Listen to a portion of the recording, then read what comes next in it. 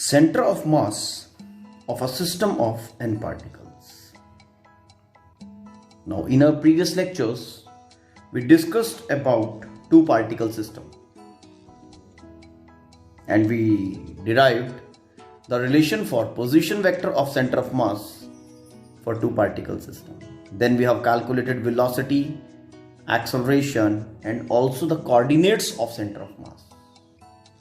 Now let's move ahead to find the position vector for center of mass of system of n particles and so on, coordinates, then velocity and then acceleration. Let's go ahead then. As already we have derived center of mass for a two particle system. The position for the situation is, the position for the center of mass for the considered situation is, position vector is equal to m1 r1 plus m2 r2 over m1 plus m2. It's okay. Now इसको थोड़ा सा modify करके we can write it like this. देखो, r is equal to m I r I. It's okay. Now I, when will be equal to 1, it will generate a term m1 r1. When I will be equal to 2, that will generate the term m2 r2. Then हमें क्या करना है, वो दोनों terms को सम करना है. Yes, तो यहां लगाते हैं summation. It's okay. mi value of I ranges from 1 to 2. Just two terms. Okay. m1 plus m2, system में दो ही पार्टिकल्स हैं तो total mass of the system कह सकता हूं m1 plus m2 is that total mass of the system. It's okay. Now for two particle system, as we are writing position vector for center of mass like this, so similarly for n particle system, for n particle system क्या होगा, n number of terms आ जाएंगी, m1 r1 plus m2 r2 plus m3 r3 and so on up till mn rn, divide by m1 plus m2 plus m3 plus up till mn, sum of masses of all n particles. Okay, let's write the relation. Now let's take into account a system of n number of particles with masses m1, m2, m3 and so on, situated at positions with position vectors r1, r2, r3 up till rn respectively. It's okay. ठीक है.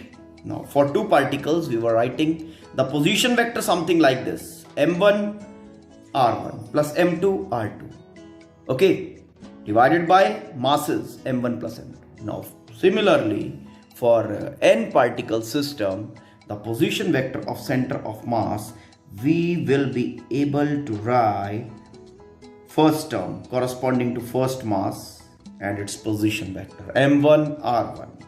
Now for second mass m2 r2, position vector of the position where mass m2 is situated, m3 third mass r3 plus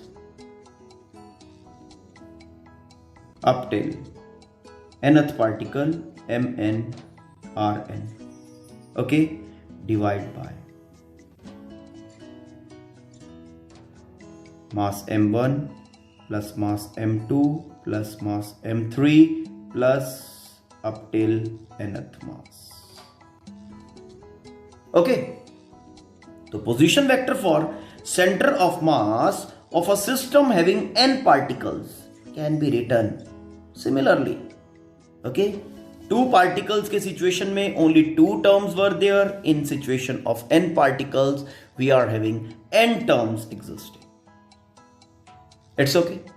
Now in terms of summation we can go ahead with, अब देखो यहां पे पहले इसको m1 plus m2 plus m3 up till mn, ये क्या बनाएगा, पूरा मास ऑफ बॉडी बनाएगा या नहीं. Okay, let this all is r is equal to 1 by total mass of the body. Okay, summation कितनी टर्म्स का समेशन है बेटा, check, m i r i. Okay, and i का value ranging from 1 2 3 up till n. Value of i ranges from 1 to n. Now this particular term can generate these all things. Okay, if I will be equal to 1, then m1 r1 will be generated. Okay, then when I will be equal to 2, m2 r2 will be generated and so on. जब n होगा तो mn rn will be generated. After that जितने भी terms generate किए सबका summation. तभी हमने लिखा value of i ranges from 1 to n.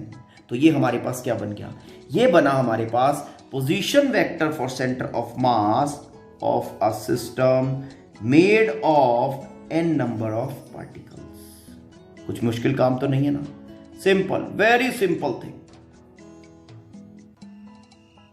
Okay, जिसने 2 पार्टिकल सिस्टम को ध्यान से समझा है ना, उसके लिए ये बिल्कुल भी मुश्किल चीज नहीं, very much easy.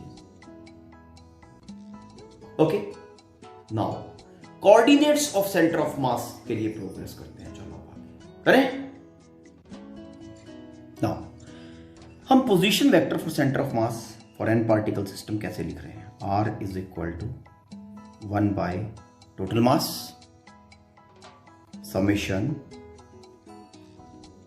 m i r i ranges from 1 to, ये लिखा. Now position vector for centre of mass r. Okay, let centre of mass has coordinates x y and z. Fine, तो क्या बनेगा, हमने यहां पे लिख दिया x i cap, y j cap, z k cap. ये position vector for centre of mass बन गया. Now this generalized position vector i cap. Okay, this I cap can be written as R I cap. Okay, R I vector, generalized position vector, is equal to X I unit vector I cap plus Y I unit vector J cap, Z I unit vector k cap. Now ये values place करो. Okay, placing these all values, बड़े आराम से you will be able to get the relation for coordinates of center of mass. See how. Now placing the values of these position vectors in equation 1. Okay, we are getting x I cap plus y j cap z k cap is equal to, now 1 by mass of body summation I ranges from 1 to n mi and then ri. X I cap, y I j cap, z I k cap. It's okay. Solving and comparing both the sides, okay, we are getting coordinate x is equal to, coordinate x is equal to 1 by m total mass of the body summation I from 1 to n, then m I x I, m I x I. It's okay, ये आपका x coordinate आ गया. Clear? Now similarly, y coordinate is equal to 1 by mass summation I ranges from 1 to n mi y I. It's okay. And similarly, we can have the coordinate z 1 by m summation I ranges from 1 to n m I z I. It's okay. अब अगर आप यहाँ पे terms को regenerate करना चाहो then you can write it like this. देखो, पहला टर्म जनरेट किया m1 x1 m2 x2 plus up till mn xn divided by total mass of the body, that is m1 plus m2 up till, है ना, total mass. ऐसा ही कुछ relation हमारे पास two particles में आया था. तो होप यू हैव अंडरस्टूड. आप दोनों को रिलेट कर पा रहे हो ना.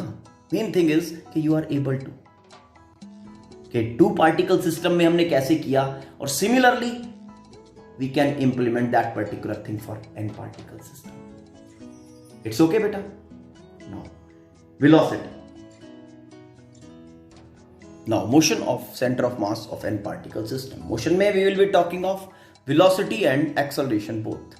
वही same thing we will be doing जैसा हमने टू पार्टिकल सिस्टम के केस में किया था. ओके, देखो, position vector for centre of mass for n particle system is equal to 1 by m